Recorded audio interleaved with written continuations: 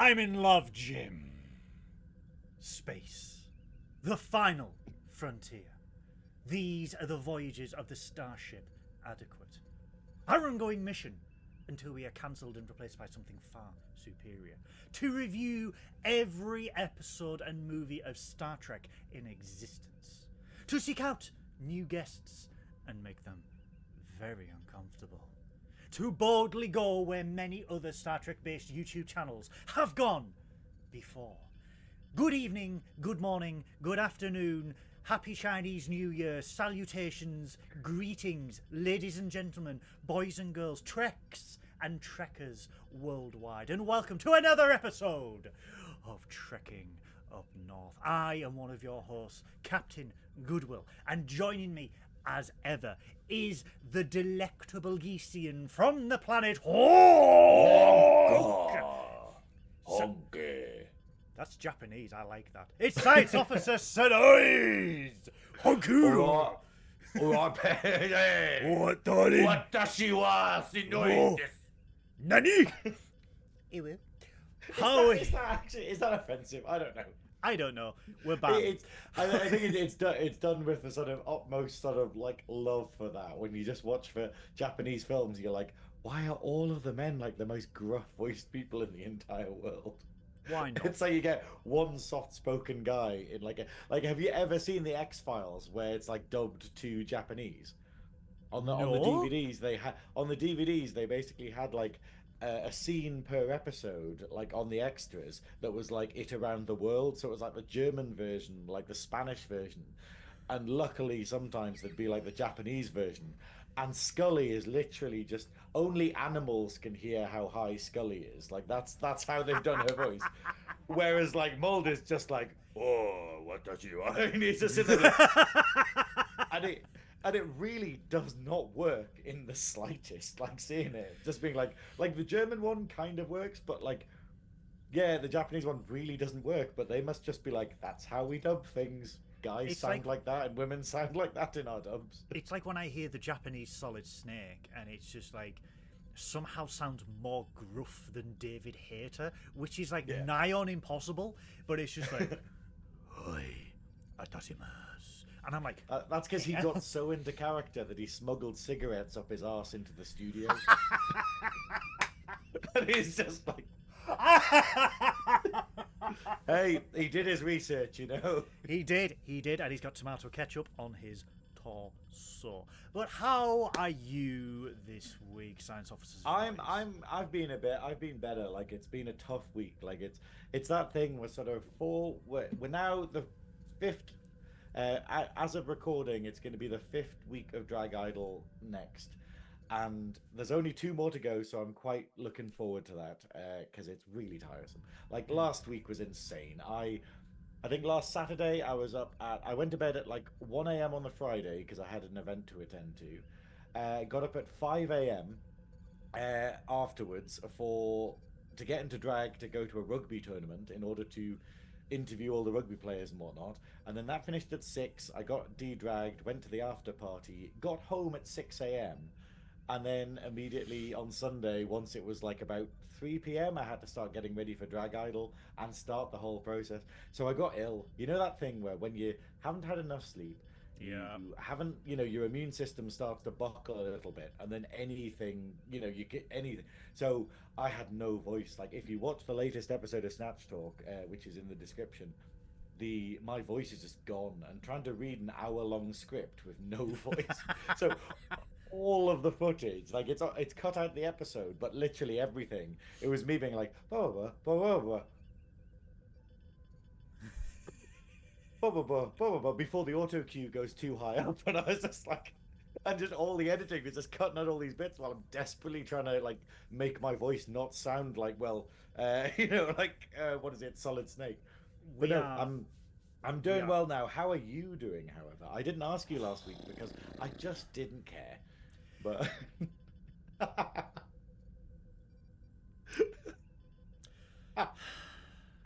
collect your tears. Let me drink them. Good. I don't want to. I don't want to tell you now. Again, you are by far and at least the most busiest person I know right now. But I am. I think no. I think you've I'm a topped me. close Well, second. phrasing, but no wonder you're so busy.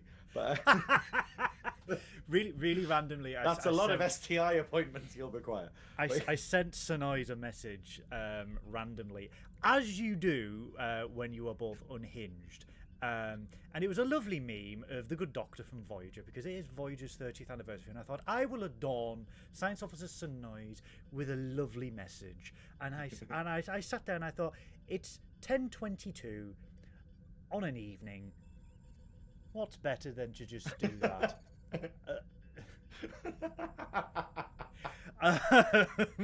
And I'm like, yes, facts. I have been working extremely hard, and I am also very anxious because I have got to record 31 separate videos this week for the search for Trek. Hold on, you need to do them. You need to do them as quickly as possible, okay? You need to do them like the weatherman from Family Guy, where it's raining sideways. So they have to be on this 60 day in seconds. Trek, nothing happened. They have to be 60 seconds long each, so it's going to be 31 minutes? 31 minutes. And everyone's like, oh, 31 minutes is not a lot. A lot of takes, and you have to have the script for it. You have to know what you're going to say. It's that thing. It might be a minute for you, but it might take bloody 10 takes for each of them or something. And and then that's 3 hours or something, you know. So there has been a lot of work on the search for Trek this week. We have done some recordings. Shout out to the wonderful Nina, who was our special guest for our previous recording last night. Nina. So we will see that in minute 9. Twitch, as per usual, but a lot of top secret things going on in the background that I am not allowed to discuss, but it has been very tiring. So yes, however, last week we received a challenge from the delicious Sean Ferrick, who thought he got the best of us. I forgot. I've been messaging him about random stuff, but they never actually sent him the episode to go like, oh, by the way, here's how he did in the challenge. So I still haven't discussed it with him, and whether he accepts like what we class as passing it, because he's probably going to be like, hang on, you said the same thing like 3 times, but using slightly different wording. The joy of producing our own shows, we can control the narrative, so therefore we won by a damn landslide. So we got to spin the double wheel of honor, and it landed on the Doomsday Machine. So this week we are delving back into TOS and reviewing the Doomsday Machine. But before we do, we also have an incoming transmission. Incoming transmission. That's the wrong. That's not the income transfer. That's the double we wheel. moved too close to the Doomsday Machine, and communications are buggered. Is that what's happening? Incoming transmission. I will edit this. Don't worry. No. Keep it. We're keeping it. No. That's it. We are professional.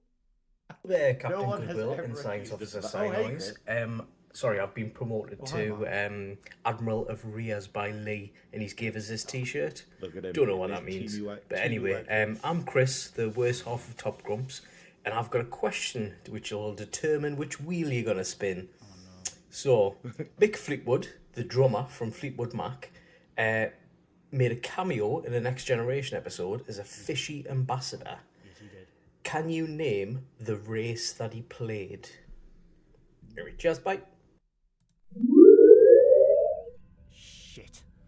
I know the problem is I know the episode. It's It was the a Pulaski episode. It was Luxana Troy, because she's the one who realizes, oh, they're spies, isn't it? It's one of those two things. They get beamed Wait! on and they kind of Wait! frozen, and then Wait! she goes, "Oh yeah, they're planning sabotage." Wait, it's not Haven, is it? Think it? Yes, I think it is. Is isn't it Haven? I think it's Haven, but that's not the question. The question is, what's the race called? Oh God. Yeah, what? I'm gonna go with like fishy flappies. Fishy flappies. Fishy flappies. We can be. Sunshine only I happens. genuinely don't know. I Oh, knew that Mick shit. Fleetwood was one of them, He was, yes, because he's. and a it was just the huge most Star Trek weird fan. cameo in the world. But it's just like, hey, just don't do anything. You don't realize, guys, like how many super famous people are huge Star Trek fans, and how no matter what, they just want to be in an episode. I mean, famously, Whoopi Goldberg wanted to be part of the Next Generation, and everyone at Paramount thought, nah, an Oscar winner wanted to be part of the Nah, she's taking a piss, she's joking, until she turned up. Yeah. Because they called the bluff and they were like, yeah, come down, and she came down and she got the part. I genuinely don't know. I think it's something DeLoreans. It's something like that. The It's like DeLoreans. no, it's got that kind of. You only live to Orient bit 88. in it. Don't get one up to 66 miles per hour. 106. I genuinely don't know. I think it's going to be the double wheel of shame, you know. Oh no! Right, Chris got us. we I don't don't know. know. I genuinely don't know. Right, Well, I'm gonna Google it now. So Haven. I'm gonna go for weasel batters. It wasn't Haven. Oh, was it now? No, because Pulaski was in the episode. Oh yeah. I'm gonna put in memory alpha fish. Fish. Just put Fleetwood. Yeah, Fleetwood. Mick That's Fleetwood. where- Here's the characters he Mick played. Fleetwood. There you go. Right next to Jeffrey Combs. Please click on that. Thank you. I've got the answer. What is it? Antedian. Antedian. And you see, I Antedian. was. My brain kept going, Andalorian or something. You know, it came that, and I was just like, and something or DeLorean something, and I was getting really, but I didn't know. No, would never have got that.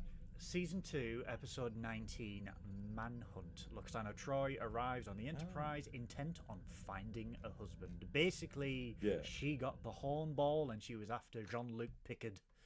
I do love it though that it has the whole episode, and then at the end she's just like, "Oh, why are these two here? They're blatant spies. You know, they're totally gonna sabotage the conference." And she just does it like in passing, and it's like, This is okay. It's a great episode. This is a meme episode where Riker's got his foot on the console and Crusher and Data are there, and someone's memed it to basically say, anyway, Wesley, you're going to want to learn from this. So I was wearing my sex Crocs. Yeah, the Antedian dignitaries from Antede 3. One of them was Mick Fleetwood. Clue, the tall one. Well, it looks like after we've done reviewing this episode, we will be spinning on the Dabber Wheel of Shame, which contains 23 of our worst episodes of Trek so far. Thank you so much to Chris from Top Grumps, Admiral of the Rears.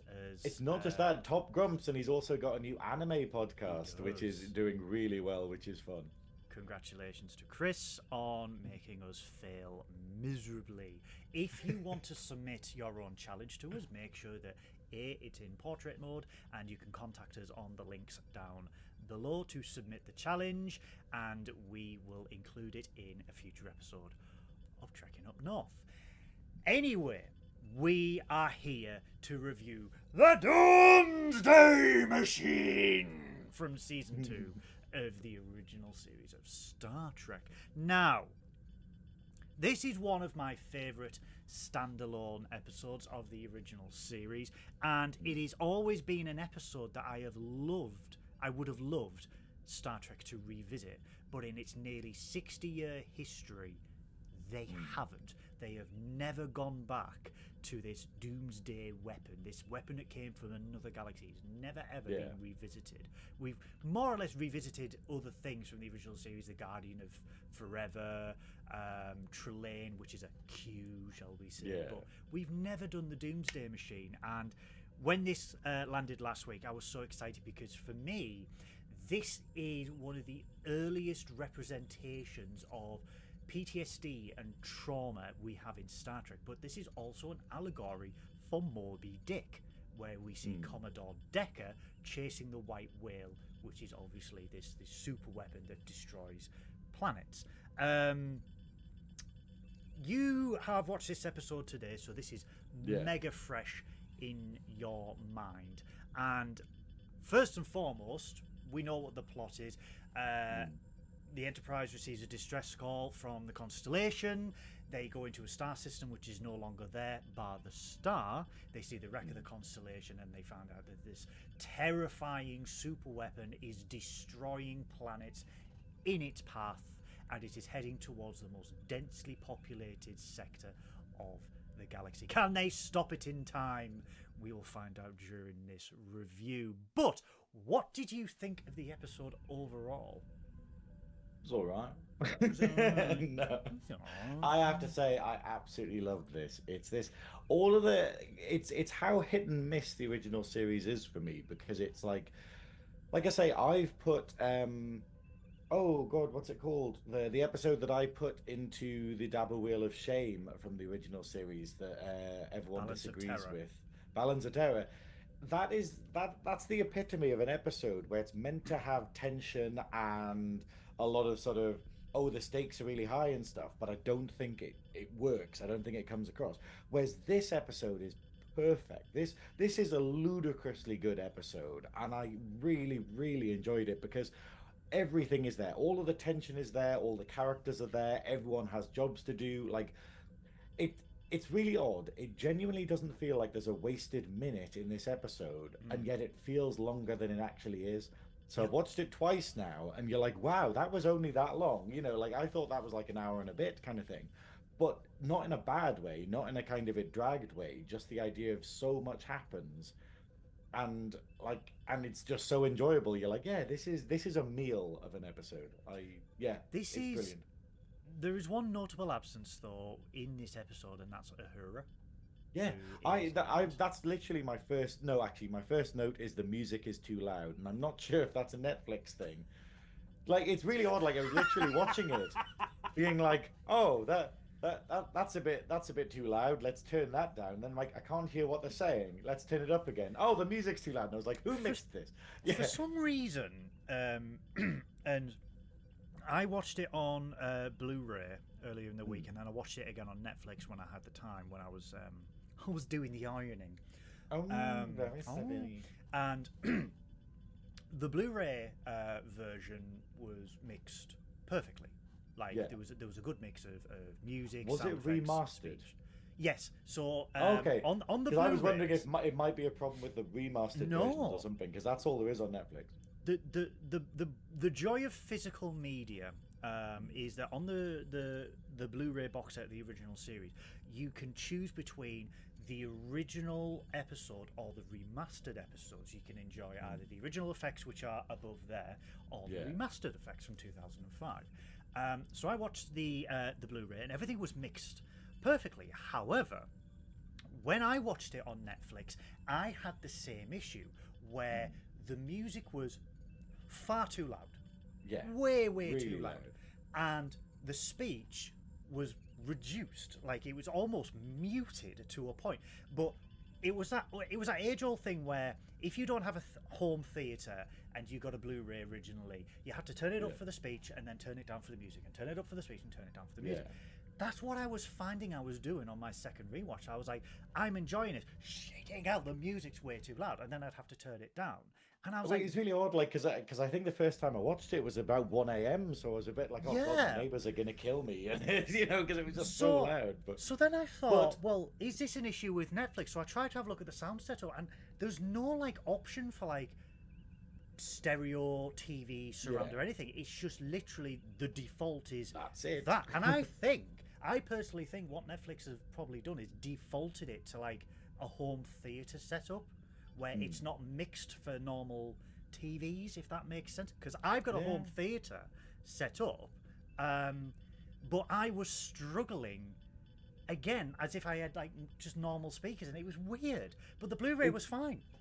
It's a frustration, but I found it with a lot of the original series episodes. I mean, it might even be all of them, but this is something where, because the music is so bombastic, it has so many sort of like, oh my god, dramatic moments or whatever, and it has. We'll get into it in a bit, but it has so many little nuances in it where it changes the standard music and it changes the normal theme to give it a kind of sinister aspect to it, and you're like, I like that they put a lot of work into this one. They genuinely went, this is a banger, let's put the extra effort in, I think. But the second note I have after the music is, where's Uhura? I did point out, oh, there's no Chekhov, and then obviously I realized, oh, he's not actually in yet. But it was very weird not having Uhura in the episode, but then having another character doing Uhura's job and having way more interaction than Uhura usually gets. And I was a bit annoyed. I was just like, what? Damn it, I need Michelle Nichols. I think this was a time, and I'm just going to get clarification, where Nichelle Nichols was considering leaving. Oh, really? Because of... But Nichelle is like one of the best things in it. Like, she's... Well, like...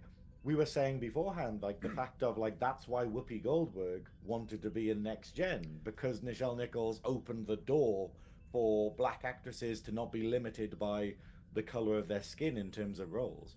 I tried to do some research to find out why she wasn't in this episode, and all I could find was that there was disputes at the time with Nichelle Nichols on whether she wanted to remain on the Star Trek production or pursue her singing career, because for those that don't know, she was an incredibly talented singer, and famously Martin Luther King Jr.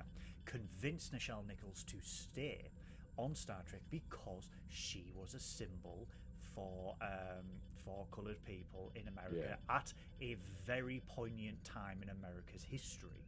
So she famously stayed on and then was there for the rest of her life, and she has been honoured in future Star Trek.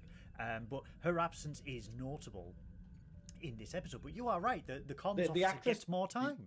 Yeah, the actress doing it is very good. I like her, but I was very much like, where's Uhura?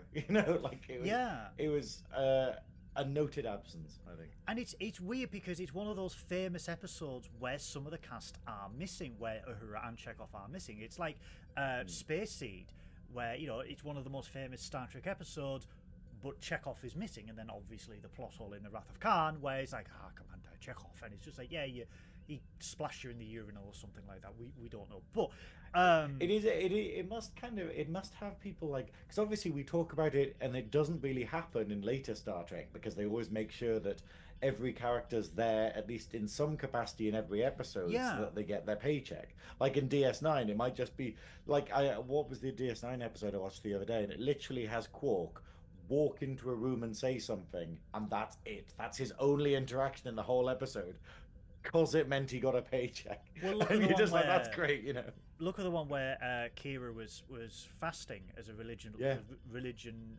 practice, and she literally had one line in the show, but that one line justified a $7,500 pay.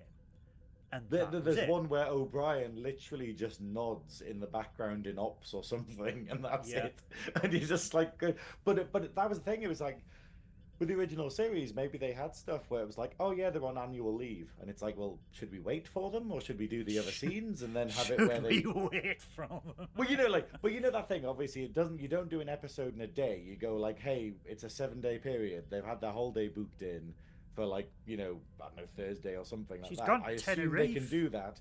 And then they're just kind of like going, no, let's film the scenes that require them on that day anyway. You wonder.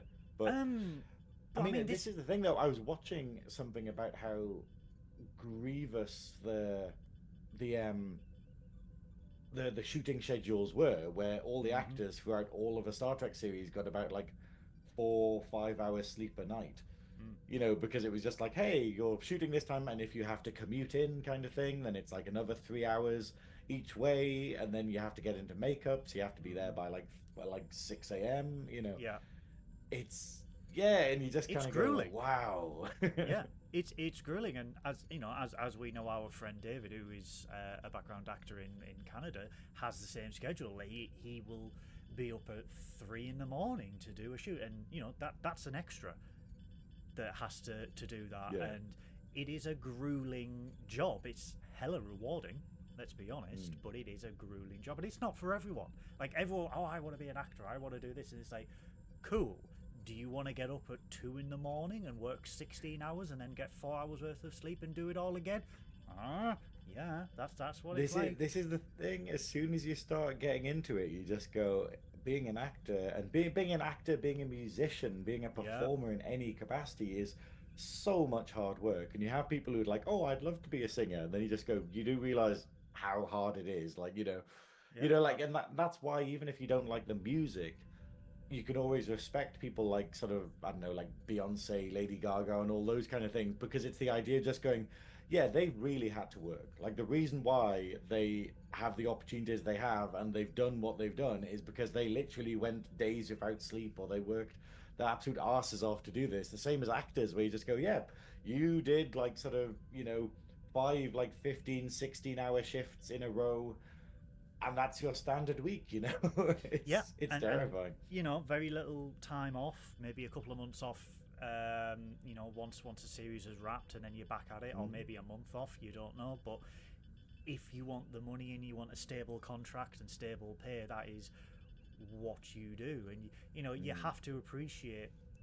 We I'm going back to it, but we dunked on Section 31. But again, you have to appreciate the crew that went in on that. They were not responsible for the decisions made, but they're the ones that produced it. They're the ones that did the makeup, the special effects, and everything like that. They are the ones that work hard. Yes, they get paid for it, but again, you've got crunch time. You have got deadlines. You've got to get Sometimes the everything done. pay's not worth it. Like No. sometimes it's this idea of going, wow, you got paid what you could have made somewhere else, but you had to put in like twice as many hours. Okay. And let's not forget, you could have spent hours and hours working on something, and someone can walk in and go, I don't like it. Can you do it again now with this? And then you have to start all over again. I've had it where I've spent weeks doing a video. The producers come in and went, I would like it if you did this, and then you just have to just erase all that and start again. But that is the nature of the beast. That you just do it. So here's one thing though. You mentioned like Section 31 there. I'm tempted to quote Captain Decker, Commodore Decker, where he's just like, "The devil exists, Jim. I've seen it." But and it's out on Blu-ray on April. Because for the 4 people that need it. Why? Sorry. Hey, they've got a wonky table. Anyway, physical media is dead. Let's put Section 31 on it. Yeah, and when's DS9 coming out on Blu-ray? Anyway. But, like that's my case. My case is just like Section 31 has a fucking there's my first F word. Fucking Blu-ray release, and I'm sitting here being like, DS9, anyone remastered?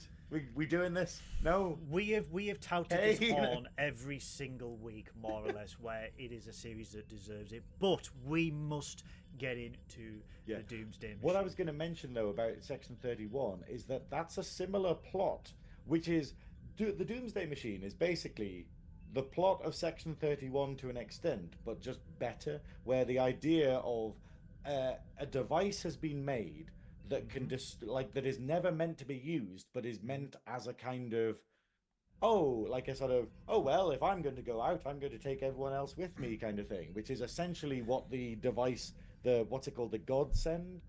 The God's End, Godsend, whatever they want to do. There's a whole joke about that. But it's effectively what that's meant to be, but it's done just so much better. And you're just like, really, Section 31? This plot was done better like 60 years prior. Well, this is but this is also, like I said, so the episode is an allegory of Moby Dick, okay? But it has got a very poignant message which Kirk addresses at the end of the episode. But this is a message of weapons of mutually assured destruction of both sides. However, they also take out everyone else in the process. Now, if you think this weapon was created by some race in a distant galaxy, it destroyed both sides of the war. However, it continued on its programming. It continued to consume, and it traveled to another innocent galaxy to continue its mission. And it's that age-old theory of, if you fire a projectile in space, it will keep going until it hits something. And there's a joke in there is legitimately a joke in Mass Effect 2, where a sergeant is drilling drilling his military officers, and he goes, you must, when you fire your weapon in space, you must be absolutely sure you are going to hit that, because 10, 20, 100 years down the line, some unsuspecting person on a ship somewhere is going to get hit by that bullet. It could hit an astronaut in the head. You don't know, because in space, when you fire something at a certain speed, it will continue at that speed until outside factors affect it. And with the Doomsday Machine, it possibly successfully completed its mission in another galaxy and continued on its original programming, and then came to our galaxy and continued doing that mission. It's terrifying. It's used as an allegory for basically like the H-bomb, where it kind of goes like, hey, this is basically what nukes do, where the idea of going, hey, everyone's got nukes, and because everyone's got nukes, that's why we don't use them, because it's mutually assured destruction. No one is safe. Yeah, and that's essentially what the Doomsday device is, but it kind of points out, like, it almost ties into things like climate change and whatnot by showing an absolute lack of forethought or a disregard of the future. Like this idea of just being like, well, I'm not going to be around to see that, so why should I care about it? Why should I care that this, if we use this, it's because we're losing, therefore I don't care what happens to everyone else in the entire universe if I'm not in it anymore. And then you realize that this is the kind of logic that a lot of people work with in the world, where they just go like, yeah, actually, no, it's, like they don't care. And it's because the thing is, the Doomsday Machine is ingenious. Like the way Spock talks about it, you're just like, this is genuinely brilliant. Like how this is made, where it's programmed to do this, it has fail safes for this, it will go forever because it makes fuel out of the things it destroys and whatnot. And it's the amount of thought that went into this is probably the closest we get to kind of evil in Trek, I think. Because, obviously I hate the word evil because I find it very rare. People call something evil and they just mean it's like, nasty or facetious or something. But like this is genuinely like, this is thought and effort to a genuinely horrible cause. That is like totally unnecessary. Like this level of detail they put into it. And it's scary. It's extremely scary because when the episode, when they're trying to, I'm trying to get my notes up. There we go. When they are tracking, the sector, when they enter in the sector and they hear the disaster beacon from the constellation, and then they see rubble, and then they're going, they come to the conclusion that this star system had 6-7 planets and now it's only got 3. And this star system had 9 planets and there was just the sun. But what happened? That kind of destruction is only when a star goes supernova, but the star is still there.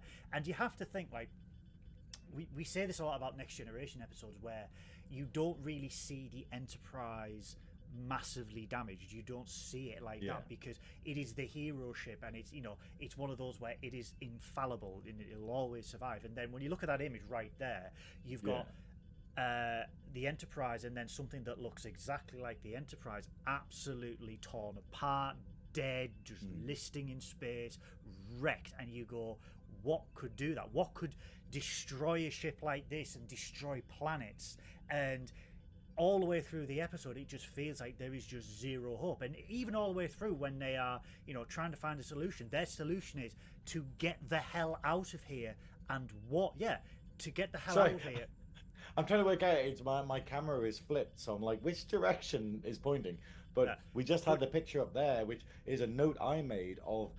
I think it's the strongest throw around scene that we've seen in the original series. Oh, you know, where the ship gets hit and they all kind of fly around on the bridge or whatever. Yeah, it's really shocking. Like it's usually it's like a bit of a shake or they get knocked over a little bit. Whereas this one is them thrown by a blast from this machine, and while it doesn't have the Enterprise in jeopardy or destroyed because that goes against the brand of the show. Yeah.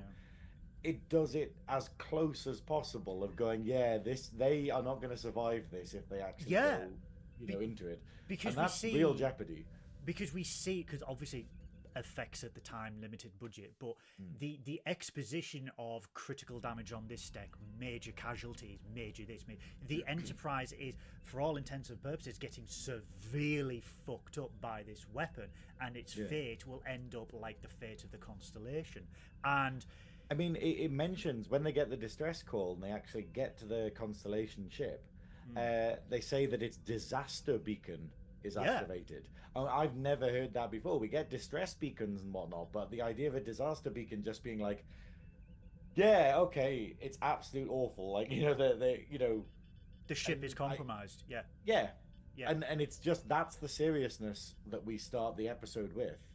But I mean, we'll get into it later on because I do have one plot hole of this, but I will get to that. But okay, I want to address Commodore Decker. I think, is it Matt Decker? I can't for the life I of think me. it's Matt Decker. Matt Decker. Now, obviously, there is a lot of comparisons between Captain Decker from the motion picture and Matt Decker, and a lot of people believe that the Decker from the motion picture is Matt's son. Never ever been confirmed in canon, but a lot of people believe that. And there was a theory that the reason why Captain Decker in the motion picture had animosity towards Kirk wasn't because he was taking his ship back, was because he had this underlying hatred for what happened to his father during the Doomsday Machine. And I really wish they had made that association and made that connection in the movie, because it would have deepened the plot further, that not only is Kirk coming back and stealing the Enterprise from him, but he's stealing the Enterprise as much as he stole his father, as much as he did save his father. Do you reckon it's the same as the Tom Paris thing, where they were like, oh, if we do that in the motion picture and have a connection between those two characters, we'll have to pay the writer of the Doomsday Machine? Possibly. Like, because he invented the character, and he just go, you cheap bastards. Possibly, but it would have been an extra layer to this, and it would have served as a deep connection, because we get it in the Wrath of Khan, but this would have, it just would have enhanced that part of the movie a little bit more. But Commodore Decker in this episode, the actor who plays him, is fantastic in portraying trauma, regret, PTSD, and vengeance. That quest for vengeance in this episode, because when we first see Decker, when Kirk and the A-Wing beam aboard the Constellation, and it's absolutely wrecked, there's panels everywhere, things are fried, and you just see Decker slumped over a console, just in absolute shock, absolutely shell-shocked, suffering from PTSD, because we find out in order to save his crew, he beamed them down to a planet to in his mind, move them away from the danger, get them to safety, and then he had to witness this unstoppable war machine consume that planet where he just beamed 400 people down.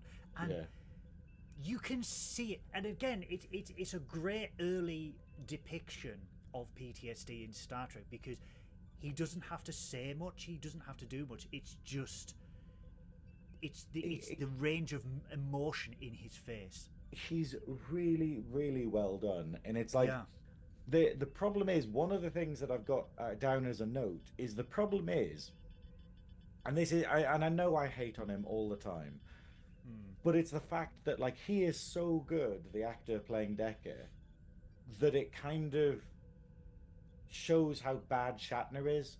And some of the scenes between them are kind of spoiled by Shatner.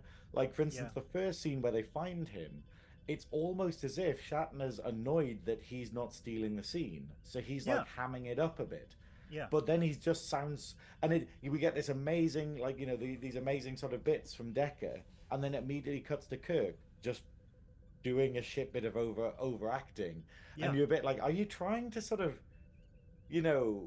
steal the scene? But it's like, but the whole point is that he's meant to be irrational and stuff. Why are you doing it? And some of the things you hear about Shatner where you just go, yeah, he wouldn't allow anyone to have better lines than him, or like out, and stuff. And you're just sitting there being like, a lot of Decker's stuff would be even better if everyone in the scene was playing how they should, I think. And because I think, it's so good. The first scene, like fucking that line broke me. The bit where he's like, sort of, don't you think I know that? Like after they mention that there's no third planet, and you're just going, oh shit, oh that's what's happened. It's like, and that look on his face when they first find him, and he's just, I don't. It's not the picture at the top, because the picture at the top is like driving into the machine, but it's like, yeah, it's that first scene where he's just staring forward like aghast, and he genuinely looks like an incel who's just discovered their YouTube crush is trans. That's the expression right there of just genuine, just like a.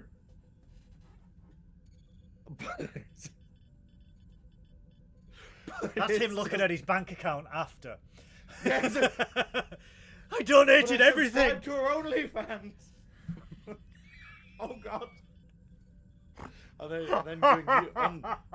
then doing online am I gay tests. It's just. God. But it's just. It's so well done, and like you say, the portrayal between it, because he's so unreasonable, and it's the fact that he's like a doomed character, and the allegory to Moby Dick totally holds up, where it's like everything is a failure for Decker in this episode. Like it's. I think obviously we're not doing this in order. We're not sort of going through this. We're not like, going to do scene by scene. Yeah, we can't do that. So we'll just get to watch the episode and then come back. Yeah, there we go. If you haven't already, what are you doing? That scene right there. Yeah. But it's he's literally just unsubscribed from their OnlyFans. But that's it. But my bank account. But it's the idea of, I've just paid for a month. I just bought her a new car. Section 75. Section 75. Sorry, go on. I sent it friends and family as well. Anyway, but anyway, it's the fact that he doesn't even get a reward at the end. Like, it's the fact of, like, the whole thing, if he had just been able to put his shit together, like get his shit together and think through things logically and listen to the people around him, and he doesn't. He refuses to abide with Spock's logic, because Spock is totally right. Spock is basically like, yes, I do not want all those people to die. However, there's nothing we can do about it. So we have to do the option that we can actually, it's like, we can't destroy the machine because we have nothing capable of doing that kind of thing. Yeah. We have to run in order to save ourselves, which is more logical than killing ourselves, not doing anything, and then allowing everyone else to die. Because we can't warn them. We can't defeat it. We can't warn them. We need to get the hell out of here, contact Starfleet, and basically just get fucking evacuating as quickly as we can, because this shit is on its way. And Decker, I compared Decker to Picard in First Contact, where they refuse to listen to logic, they refuse to listen to reason, they are driven purely by trauma and revenge on what happened. And unlike Picard, who is humbled, Decker isn't. And Decker, like you said, there is no. His end is for him to end his suffering. Like he cannot continue to live with what he has done and what is happening. So he decides to metaphorically join his crew. I think the worst part of the episode, and not, I don't mean worst as in sort of like unlikable, I mean like as in the cruelest part of the episode, is the fact that he ends his own life flying into the Doomsday Machine to no end. Like he could have helped if he had been able to think straight and he wasn't so riddled with PTSD and he wasn't so manic. He would have been able to actually maybe pilot the Constellation and do what they do, because what they do in the end, where basically Kirk sort of rams the Doomsday Machine with the Constellation and sets off an H-bomb type effect, and it destroys it. Decker could have done that, but he wasn't willing to be on the team. He wasn't willing to see past that and think up any kind of plan. He was just like, nope, we're just going to go in and do an immediate thing. Yeah. And so it means that his sacrifice is meaningless, because it's not a sacrifice. He doesn't do it for any end other than himself. So and then because of that, it has the knock-on effect of he puts Kirk in danger. He puts all of them in danger because he won't listen to others. Yeah. And that's the scariest part of PTSD. It's not just a kind of sympathy thing. It's an idea of you can drag down the people around you because of your trauma. And it's why we keep saying, like, mental health mental health issues aren't your fault, but they are your responsibility. It's the idea of you need to go, hey, actually, am I making this situation like worse? And are you maybe affecting the ones unintentionally? around you as well? Yeah. And it's that thing of just kind of getting on top of it, and the fact that he refuses medical treatment and he puts everyone's lives in danger for, I mean, my favorite line in the whole episode is when Spock basically, he just goes, hey, we've got to attack it. We've got to fire our phasers at it. And Spock basically says, you tried to destroy it once before. The result was a wrecked ship and a dead crew. Yeah. And it's just a mic drop moment where Decker's face is just like, because it's true. It's like, the definition of insanity is doing the same thing twice and expecting different results. And Spock's like, there's no way our phasers can get through its armor. Why would you even attempt this? Yeah. I think the way that it's all handled in this episode, this is just an amazing episode in terms of, I mean, bar the equalization issues that we found on Netflix, but music, directing, lighting for sure. I think the look at this, the way that they use the classic strip lighting. I was going to point this out. It's so good. Is just perfect all the way through this episode.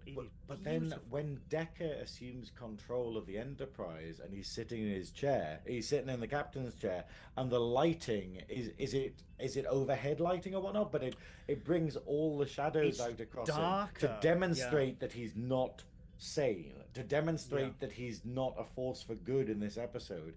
And it's just little nuances there, just being like, look, lighting can really make a difference to the story that you're trying to tell. The same as the music having little musical notes where they've gone, hey, we've, where it has a lot lovely little modal nuances to kind of go like, yes, it's a threat. Yes, it's a scary thing. Yes, it's beautiful. Yeah. I'm just trying to find who directed the episode, because, like I said, that's the face, Goodwill. Oh, it's got. Yeah, I've seen. Yeah, both of them together. It's like literally just like, geez, what? Mark Daniels. So Mark Daniels, who directed a few episodes of the original series, but it's the way, the use of lighting in this episode. I mean, for the early '60s, like I said, this was season 2.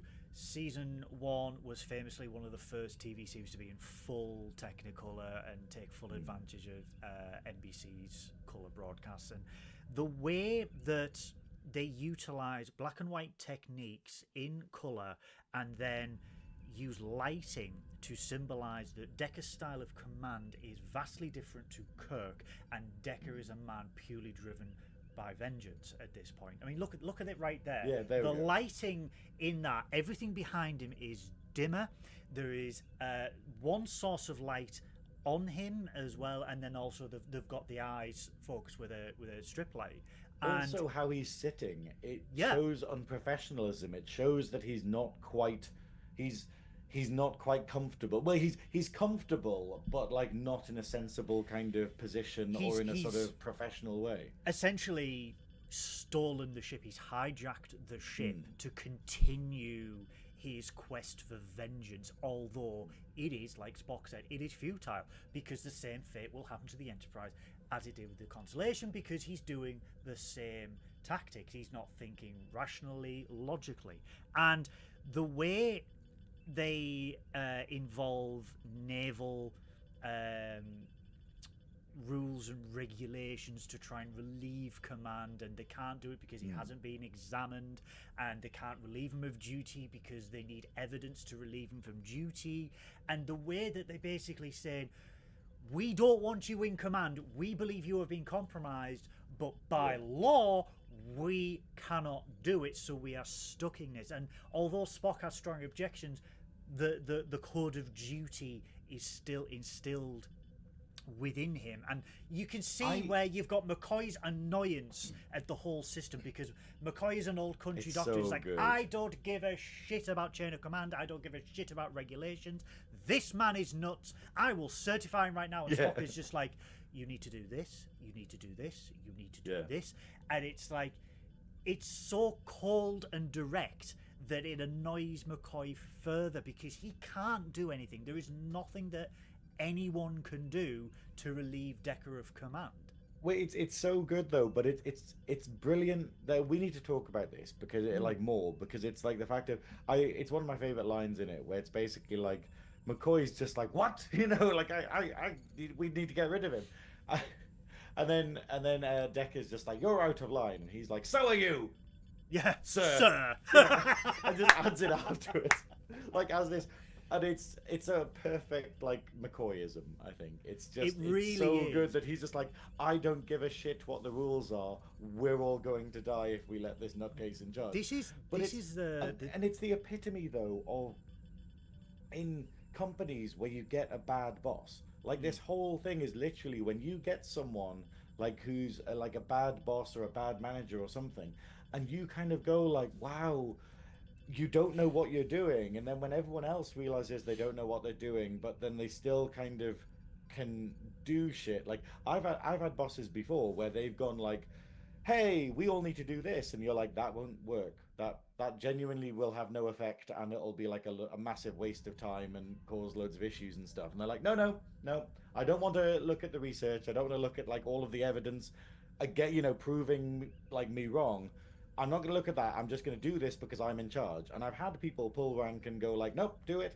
And then obviously everyone's like, really? Do we have to do this? And you get to that level of subordination where you get people going like, can we ask someone above them? Like if, it can and try and get some kind of common sense. We've both experienced this. Yeah. It's really bad when you get it, because you're just sitting there being like, but all this does is waste time. And like, and the whole point is that a captain, a boss, a manager, all need to work on the recommendations and the knowledge of the people under them.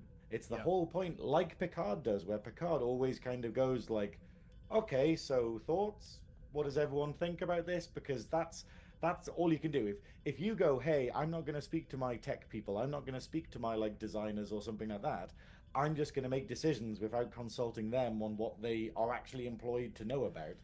Well, I mean, and that's what Decker is in this. Like, it's that idea of them having to be like, can we just ignore them? And the scene where Kirk is trying to speak to Spock, but Spock's not allowed to talk to him. Like, I've had meetings like that in the past, where you've got two people in the meeting that can sort everything out between themselves, but then the other person's like, no, I'm in charge, I need to be involved in this. And it's like, yes, but you actively hamper it. Yeah. And they're like, but I want to feel important. I want to feel like I've got agency here. And it's like, no, just you'll get the credit when the project's done. You're just useless in terms of actually being involved. I have been in situations where I'm quite technically minded, and I am working with someone who is also technically minded, and we have got a project to deliver, but we have to go through a middle person who has deliberately inserted themselves to feel important, to essentially get the credit for two people working with each other, and it slows down the process tenfold. But then when you've got two technically minded people developing stuff, implementing stuff, and we know what to do, when to do, but then you have to pull over and go, we need to do this because of this, and we need to do this because of this. Well, why? Yeah. Because of this. Well, why? And it's like trying to talk to a toddler who is asking, why is the sky blue? Why do we breathe? Wait, Why do we? And it just but it hampers also it.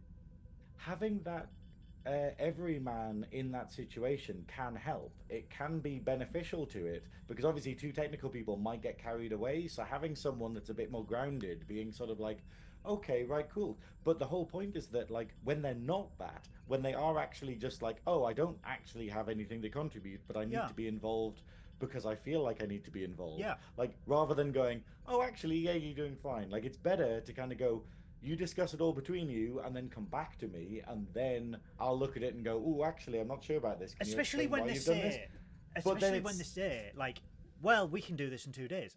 How do you know? How Yeah. do you know that it will take 2 days? You don't. We have told you 5 days because of this. Saying 2, promising 2, is going to Yeah. make us all look bad. And Oh, yeah, my God, my first job and the boss was awful, genuinely awful. But it was, he literally would go to companies and say sort of, yeah, we can do that in a week, and then come to us and go, how long will it take? Oh, 2 months. And he's Yeah. like, oh, well, I've already got them to sign contracts and promised them a week. And it's like, no. well, Nope. I guess we're losing fuck tons of money then. It ain't gonna Yeah, work, bud. and it was genuinely just like all the time, and obviously we all just left because we were just like, yeah, this guy shouldn't be in charge of shit. But I mean, you know, like- when we see Kirk, but he and- liked making decisions. He liked making big decisions. But when we see Kirk and Scotty in the damage control team on the Constellation trying to get it to work, and then they get the view screen, and you just see the Enterprise firing on the Doomsday Machine, and it's just having no effect, and they are just continuing to do it despite the fact it has no effect. And it, it's the definition of insanity, like you said, just trying to do the same, but they can't do anything because he is the Commodore. He is above Kirk. He is the most senior person. They can't relieve him of duty because they haven't been able to examine him. And all the way through the episode, up until the point where they are able to, they are stuck. And it adds an element of frustration where you know that this crew is capable of doing something, but there's someone in power who has the sheer inability to listen, to think straight and be rational and logical in this situation because of the trauma they have just been through. Yeah, and it's why it's so important to be like, to be able to listen to people. So if you know that you are, if you're in trauma, if you know that you're sort of like struggling, that's why you need to be able to sort of communicate with people and be like, hey, actually, I'm not doing quite too well right now. I'm going to defer a bit of responsibility and whatnot. It's quite odd that we got the gift last week, which was basically someone in power enforcing their rule on someone totally against their will, and then this, because they thought they knew best, whereas this time it's someone enforcing their will, not because they think they know best, but just because they want to do it, like it's this weird selfishness. But I do love though that Spock manages to find loopholes, like manages to be so clever, because the bit where he just kind of goes like, okay, well, if we keep shooting the creature and then we run out of like power, then it will kill us. So effectively what you're doing is trying to commit suicide, which would be a sign of mental instability. So if you continue doing this and you don't if you don't pull away, you will be proving that you are mentally not fit to be in charge. And it's kind of like this cool little loophole. But I like the fact that at the end, Spock just kind of goes like, okay, you know what? Yes, let's fucking mutiny. Let's mutiny, and yes, we'll kick you out. And then when we get to a star base, if we live, you can complain about it then. I suppose, and that is quite fun, that it's kind of showing that rules and processes in like big companies or like, the Navy or whatnot, they only go so far, and there always has to be exceptions to them. I suppose, though, it's also an example of Spock following the rules, but gathering evidence. So, say, for example, the boring happened, Decker survived, they went to a starbase and there's a court-martial or anything like that. Yeah.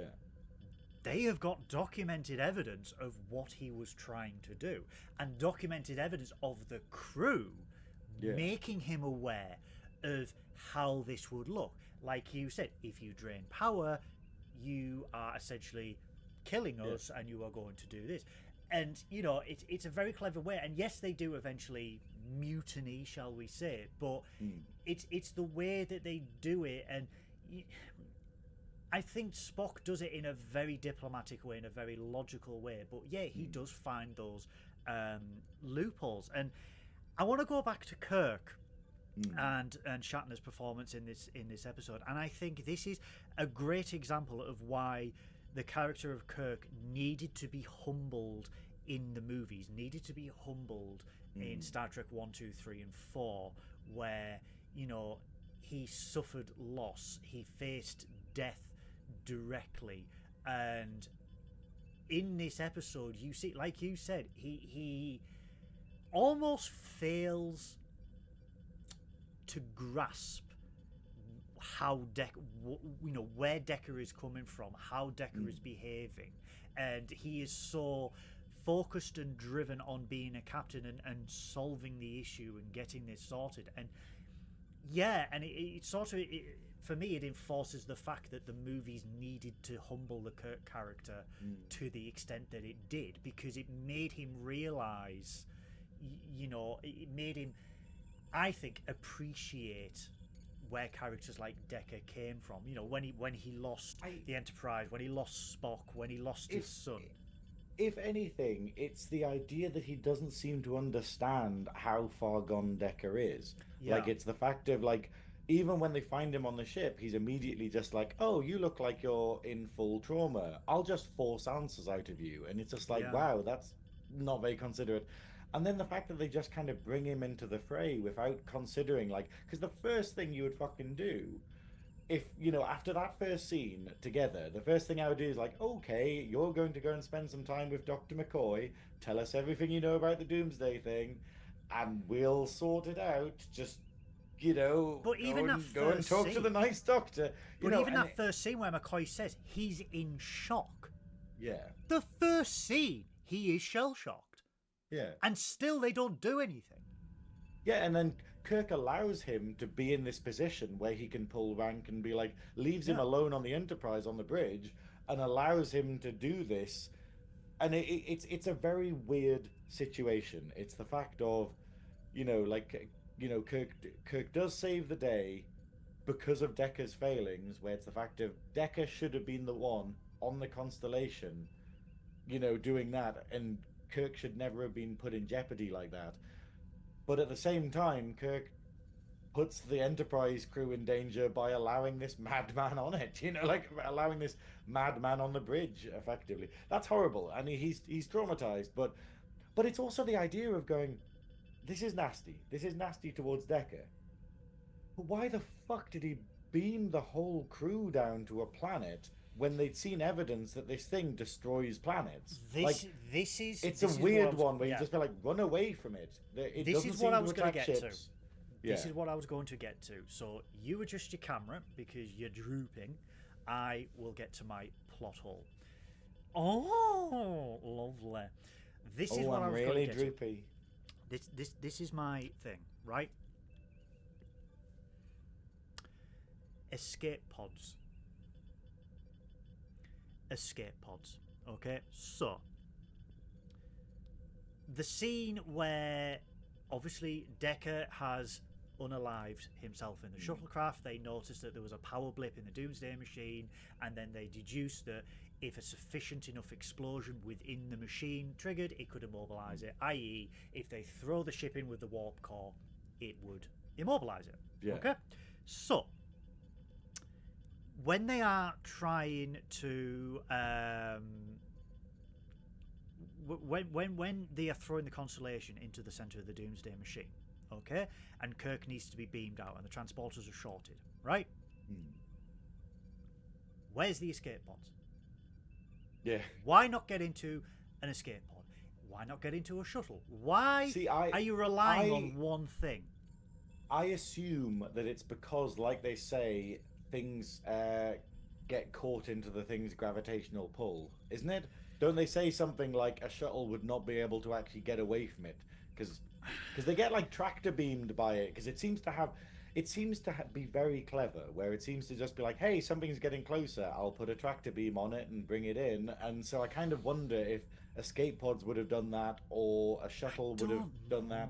I don't know, because isn't it like if it detects a certain amount of power signature that it draws to that power signature, even if it was an escape? Yeah. It's just an anal plot hole, giggity, that I, that I was sat there and I'm like, again, this was another original series episode that had this where Sulu and the away team were stranded on a planet and they were essentially freezing to death because the transporters didn't work. And you're thinking, you have got shuttlecrafts on the hangar bay, you could fly down.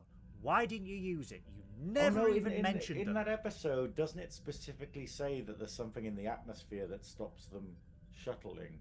I can't know. remember. I'm sure there was something weird, because that's why the transporters didn't work or something. I can't, but it was another, but for they this usually as well, have that. yeah, but for this as well, it's like, they could have done this. And with Decker, he could have taken a shuttle to the Constellation in order to have a redemption arc, but I think for the writers that Decker was just gone before we even met him, and this was the only way to deal with his trauma. And it sort of sends out a negative message to say that is one way, but there could have been another way where he behaved wrongly on the Enterprise, and he has a moment of clarity, a moment of lucidity where that rational thought comes in, where they could have. There could have been an incident where the Enterprise had to eject a warp core, and the Doomsday Machine found the warp core, sucked it in, and then there was a power blip, right? And they could have said, we did this, and then this happened. So then Decker took a shuttle and went to the Constellation, blah, blah, blah. But they just chose to go, no, the dude's too far gone. He's been a bit of a dick on the Enterprise. He's just going to unalive himself in a shuttle. And it's sort of like, they deal with, they represent it in a way that this is a man so rife with grief and trauma for what happened that this is his only way out. And for me, there could have been a redemption arc there. There could have been, like you said, he could have put Kirk on the shuttle. They could have done something where, like Data in Nemesis, where Data turns up, slaps something on Picard and beams away and then sacrifices himself. They could have done something else other than But the thing is, though, is it not the important part of the message, the fact that there isn't that? Like the idea of just going, yeah, he is a doomed man, and it's his actions that basically lead to that. Like, it's the fact that he doesn't have a redemption is what makes it so poignant, I think. That like the idea of, yes, he could have had a redemption arc, he could have done stuff, but it's this idea of going, no, he would never have been able to get back into society, kind of thing. Like, this would have ruled his entire life. And it's also the idea of that's what suicide is. It's the fact of, like, it's just that moment, that sort of unlucky sort of, hey, you were in that moment and there weren't people there to help you.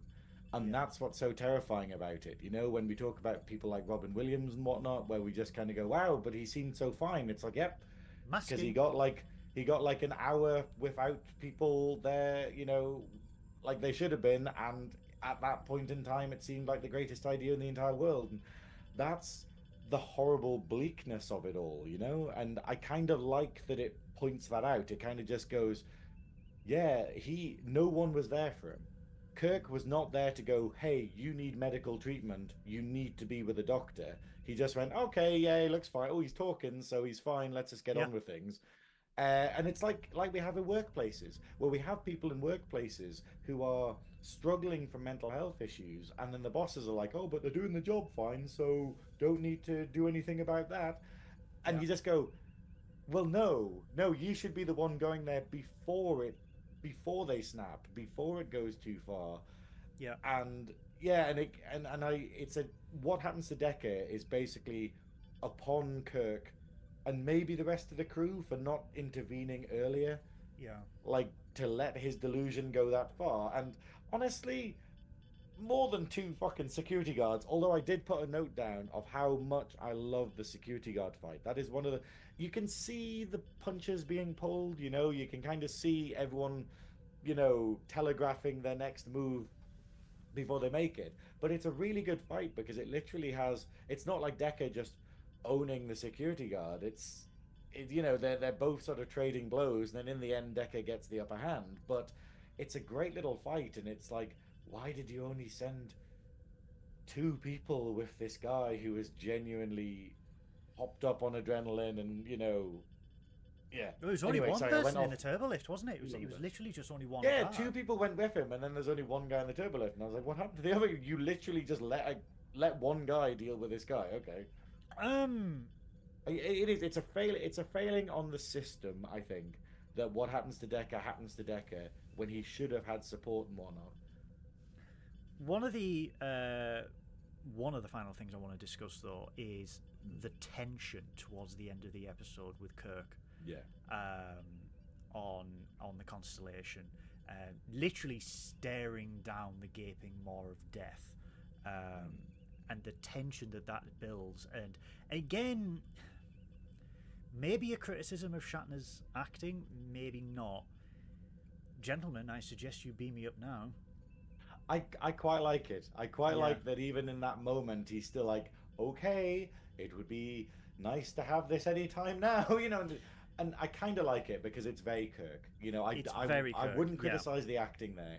It tends to only be when Kirk tries to do emotion or sort of like stuff like anger that it's a bit cringe. Like that's when he kind of goes, oh, but I need to make this big enough to signal to a theater, and you're like, you really don't. But I like Kirk at the end here. I love the tension. I think it's quite good. I love it. Like there is genuine suspense at this point, and it was further enhanced with the music. The music is amazing. Yeah, it was further enhanced with the remastered version where there was just so much detail on the Doomsday Machine, and the scale of this just open, almost a metaphor for the open portal of hell. When you look at it, this tiny ship is going to be consumed by it, and I just would have. No, I don't think I would. I think it was done perfectly. It was just the suspense all the way through this part was just absolutely amazing. But the whole episode itself was just so brilliantly directed and written all the way through. All of it. Like this is, I'm probably going to say this might be. Is it my favorite episode of the original series? I don't know. It's the most well-rounded episode. This is the episode that feels like what we get later with Next Gen and DS9 and Voyager, where we just kind of go like, hey, it's a well-rounded, perfectly, everyone has stuff to do, it tells this wonderful story, and it's just brilliant. But the tension, like where everyone gets involved, like where you've got the transporters shorting out and whatnot, and then the crew on the bridge are basically going, hey, have we got transporters working yet? And then Scotty has to actually get into one of the actual, what do they call, like vents or maintenance shafts Jeffrey's or something. tubes. Yeah, he has to get in one of them and basically fix things directly, and then at the last possible minute he's like, okay, cool, try it now and stuff. It's brilliant. But yeah, this is how you do tension, and you see a lot of things attempt it and not do it as well because you don't have the investment. But you're just like, yeah, they need to get Kirk out of here. Like it's beautiful. The final thing, and it sets it up well, by the way. Rather than just going, oh, there's a problem with the transporters, it genuinely has the bit where they beam Scotty over and there's a bit of problems, and Scotty's like, this won't do. Like, we can't. If it's glitching like this, I need to go and sort stuff. And I love that it foreshadows it and goes like, actually, that is why. It kind of clears up a plot point, I think. Yeah. The final thing I want to mention, and I haven't asked this question in quite a while. Do you think this deserves a second contact? Do you think the idea of a weapon such as this, or this specific type of weapon, needs to be revisited in Star Trek? Because famously, this is one of the things, bar Star Trek Online, this is one of the things that has never ever been revisited in Star Trek. We have never seen, unless I'm forgetting the animated series, the Doomsday Machine again. I'm going to have to clarify that because I bet it's been in the animated series. But we haven't got any of the. Yeah, I'm going to answer your question though. I don't. I'm going to disagree with you. I don't. I think it's more poignant to kind of go, we don't need to know more information about this. It was never done again. Yeah. It was the idea of, like, when I was watching it, I was like, yeah, they need to kind of explain, like, who the race was that created this and why they created it and where did it come from originally and all this lot. And that's what I kind of thought, because I was like, yeah, that would be really good. But then I kind of find that it's more poignant if it just goes, no, the whole point is that race that created this was so doomed, and now nothing exists of them because of the Doomsday device, that it kind of points out just how fucked we are. Like, the same with nuclear war. It's the idea of just going like, hey, if we go to all-out nuclear war, people aren't going to be able to see who we were or what we did or what our motives were and stuff like that, because we will be a dead planet. We will, like, and that's kind of the story there of just going, this is why we shouldn't do these things. This is why we shouldn't have, like, oh well, it's all or nothing, because because at the end of the day it means that we end up uh, our existence being erased from history effectively. So I kind of, and it's also the idea of, I'd love to know. I'd love to kind of have a little bit in a book sort of going, oh yeah, it was created by this race, blah, blah, blah, blah, blah. But it's more that it hasn't been fleshed out that makes it a bit scarier and a bit more poignant. But I keep saying poignant, but I like it as well. I would like to have seen what they did with it, with that actual weapon after, because it doesn't break apart or anything like that. It just becomes immobile. And I would have loved to have seen or a little bit of a tidbit or something. In I think rather than a more explanation on it, having a kind of what did they do with this thing afterwards would be quite interesting. In Picard season 3, where we went into, what was it? Section Maybe have 30? the Romulans trying to start it up again and being like, hey, this seems like a good idea. When we went into, like, that hidden base, that Section 31 base, where they had, like, the body of Kirk and rabid tribbles and Moriarty stuff like that. and whatnot. Yeah, like, I would just a tiny nod that, like, Hangar X or something like that, and just a glance, and how you just big see the is Hangar X? Yeah, but I mean, imagine it though. Imagine it though that just the briefest of glimpses or something like that, and you just see the hulk of this thing there, and you just go, that alone for me, right? Without any explanation, without any backstory, just to see, like, a hangar or something where the hulk of this thing is in just one glimpse, that for me is terrifying enough. Like, that is the type of Section 31 I would love to see, where it's just like, this weapon was immobilized 200 years ago, what did you do with it? And then you just don't, there's no explanation, it's just in this hangar and it's just there, and no one, there's just no explanation. I think that is a terrifying prospect to go, they didn't thoroughly destroy this, they didn't break it apart, they kept it. It's a strange one, because it's like, I don't think it could ever be in a hangar. It's far too big. Like, it's far too big even for a chunk of it to be in there. But I think it might be interesting if they had it going, hey, what's your assignment? Oh, we're just one of the ships that has to guard the fucking Doomsday device, the Doomsday Machine, because obviously it's still there in space. It's pretty much indestructible.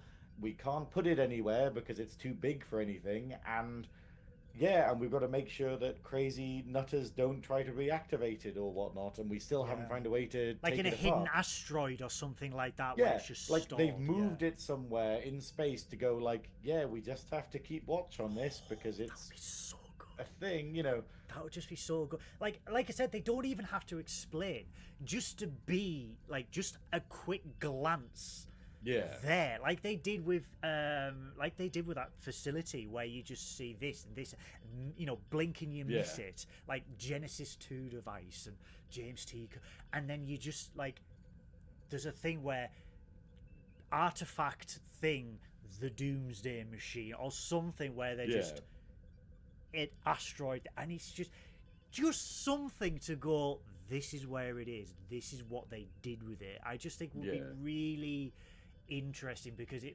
just gives it that shady shit, man, Starfleet have still got this machine, and they don't know what to do with it, and it has the potential to consume worlds. Isn't it kind of terrifying though that it's like this machine is so terrifying, but it literally just looks like a giant space cornetto. It's like, look at Doesn't it it though? It looks like an uncircumcised cornetto. I love it. It is It's so like the most frightening ice cream you've ever seen in space. the most frightening. Doesn't even have a flake. That itself is just it's monstrous. How can you have? Its creators obviously were absolute psychopaths, but it doesn't even have monkey's blood. There's a northern thing. Not even a lemon top. Not even. For people who don't know, monkey's blood is what we call the north, where you get like, is it strawberry or cherry syrup sauce? Yeah, syrup on an ice cream. It's called monkey's blood. I don't know why, but it's. I keep saying it to like my either foreign mates or sort of southern mates, and they're just like, "What? Why do you call it that?" And I'm like, "We just do." For clarification, a lemon top is not this. It is a lemon sorbet that you put on top of an ice cream, and it is a red card delicacy. The lemon top. It's the only reason you should come to Redcar and then leave. Yeah, don't park. Don't park. Yes, just don't drive park. through, put your hand out, get the thing, and then. But yeah, don't stop. They'll get you. Yep. Do you have any other notes for this episode? I think. Hold on. I don't. Oh, the only actual note I have. I've got a serious one, which is basically I love that also Decker has these two little chips, these two little cards that he fidgets with for the whole episode. And I don't know what they are. I assume they're memory cards or something because they look like the memory chips that we see in other bits. Yeah, memory But cheese. he's got these and he's fiddling with them, and it's just another little. And you wonder if the actor just made this. Like they weren't. He wasn't meant to be doing it, but he was just like going, "Hey, this is what." Yeah. It feels like the actor was putting them, like doing that, being, "Hey, my character would be fidgeting with something. Do we have anything that I can fidget with? Okay, cool. Like, there he is. He's got them in that shot there." And it's I really like that. That's just a PlayStation 2 memory card. Isn't it crazy? Like I've got like a Game Boy thing that has a memory card in that is like something like sort of 100 times the size of that whole memory card for the PS2, and you just like, and it's like the size of a micro USB. It's just like, what the hell? This is 8 megabytes, right? Technology, man. That is 2 gigabytes. Yeah. I've got a. And even this is out of date. 6 gigabyte card. Yeah. Where is it? Even this is out of date today. Like this is out of date, and I'm just like, what? Right. Technology, man. But yeah, and the other point, I can't believe I wrote this down, but it made me giggle. It's the bit where McCoy is where Scotty is trying to fix up the ship and trying to get the transporters and whatnot working on the Constellation, and he's trying to fix things up. And it just has this random bit where he goes into a cupboard to get something. So he goes off to the side and opens a cupboard and then comes out. And I genuinely, in my head, I thought it was a boppet. I thought I was just like, why is Scotty just...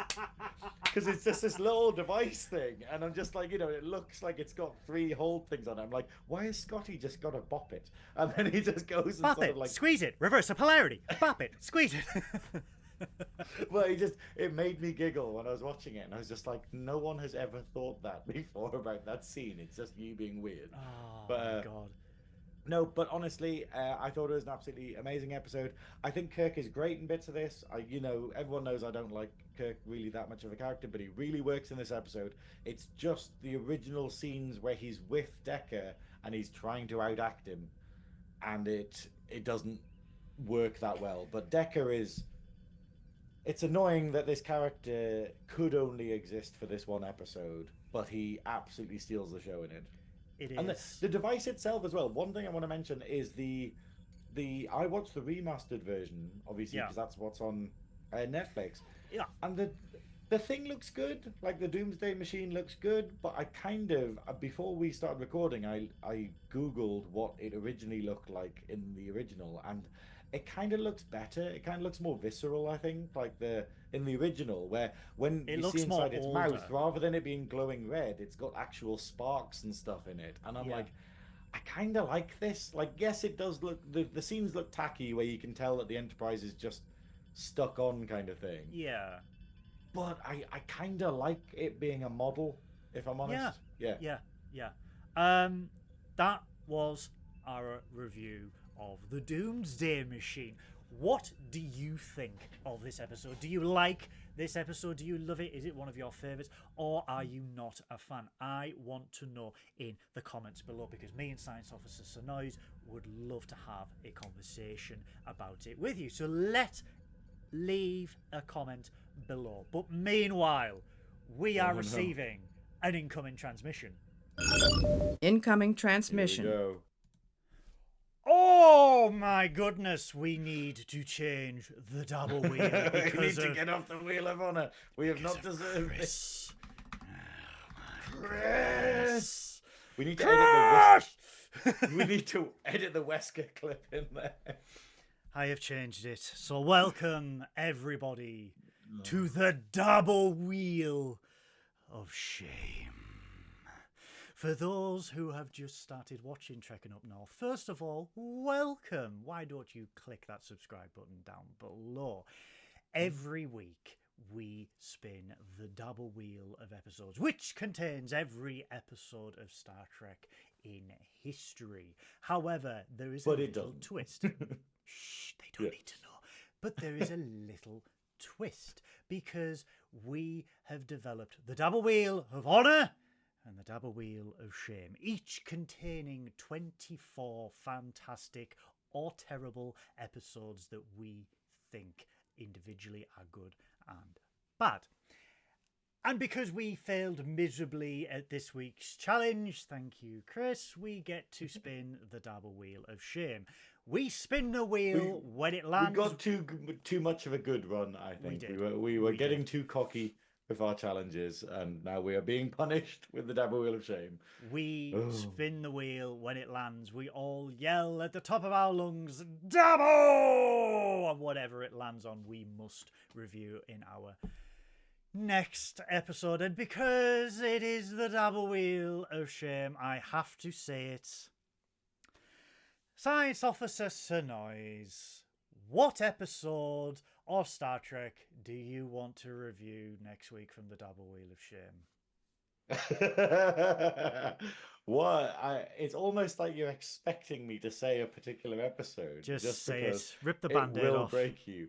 Code of honor. Come on. Oh. We've got to do it. We've got to do it, guys. Actually, no, I don't want Code of Honor, because I'm too busy at the minute, and we would need to make a big fuss for Code of Honor. I think we need to sort of. I was going to say dress up, and I was like, again. oh god, that could go so badly wrong. I would need to start drinking again. That's what I would need to do. Yeah, we need a drunken one, so maybe not Code of Honor. Maybe I have not drank for a while. I'm gonna go. Guys. You know what? Profit and Lace. DS9 Profit and one. There's a Lace? lot to discuss Okay. on that one. There we go. How about you? Either Profit and Lace or Balance of Terror, because I want to try and convince Science Officer Synoiz that Balance of Terror is not a bad episode as he believes. I want to do an emissary on Science Officer Synoiz, because by the end of that review, he changed his mind. My mind, if I'm honest. You know? He changed his mind, and he loved Emerson by the end of that. So I think with enough force, coercion, and possibly some mind-altering drugs, we can change Synoiz's mind. However, as I said, I am loading up the wheel. We will spin that wheel, and I want everyone who is watching this to yell at the top of their lungs, Dabo. I want you to comment down below, Dabo, and while you're there, give us a like as well, please. That should yell Dabo while you do it. Yeah, yell Dabo as you are clicking like. And in 3, 2, 1.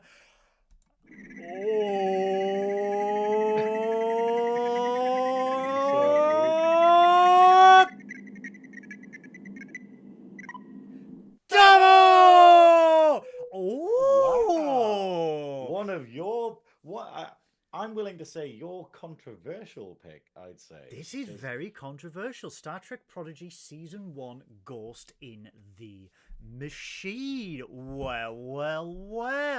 Let me get the synopses for Now, this. I remember that you put this one in because you really didn't agree with them using sound clips of the deceased actors to have characters like Odo and Spock represented in it. This is going to be an interesting and divisive episode, I feel. So the synopsis is, when the crew gets trapped in the holodeck by a mysterious malfunction, they aren't sure what's programmed or what's real. Star Trek Prodigy Season 1, Episode 17. I'm kind of happy about this because I do have the 4K episodes saved on my laptop, so yay. Yay. Prodigy Up North. But I am. Hey, to be fair, This it could is- have been a screener, if we're perfectly honest. This Because we've got plenty of them. Yeah, this could be an episode where Science Officer Synoiz converts me to believe it's no longer a bad episode. Computer, take us back to two-person mode. Ooh. Oh God, it's this shithole again. Shut up. Yeah, I'm actually looking forward to this one because this will be the first time I have watched it again. So I've only watched this episode once and I wasn't really a fan of it. So I want to revisit this episode and have a deep dive into it. Because the great thing about doing Trekkin Up North and being a Star Trek fan is your opinion can always change based on facts that you have and based on an open-ended discussion. Because we can agree to disagree, but it doesn't mean that we are no longer friends. So this will be our first, oh my goodness, this will be our first Star Trek Prodigy review as well. Which is crazy that we haven't done it. I think it's because they dropped all of season 2 as one thing. We were like, yeah, that's too much to go into. Because I think it was in the middle of us doing something else. No, we were just like, yeah, we can't cover Prodigy. It's good that it's in the Dabble Wheel now. It's, while I don't agree with this being in the Dabble Wheel of Shame, I'm glad it's there so that we can actually review we can actually talk about Prodigy. So I'm excited because Prodigy is amazing. Prodigy is fantastic. Yes, it's probably not good enough to get into the Dabble Wheel of Honor with any particular episodes but that's because there's a lot of Star Trek. However, it's a very good show and everyone should watch it, Everyone should watch it. Forgo the fact that it says Nickelodeon. Forgo the fact that it's animated. You should watch it because this is the spiritual successor to Star Trek Voyager. And in its 30th year of existing, we need more Voyager within our lives. I still hold on to my opinion, as I mentioned last week in the episode The Gift. Please review and please go watch that episode. That we had Voyager end way too soon. We needed the immense debriefing and the unraveling of what happened in the Delta Quadrant in Star Trek Voyager.